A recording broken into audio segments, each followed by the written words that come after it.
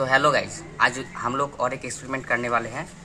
Vinegar और हमारे पास है बेकिंग सोडा। ये दोनों को एक साथ मिलाएंगे, उसके बाद देखते हैं दोनों का रिएक्शन क्या होता है।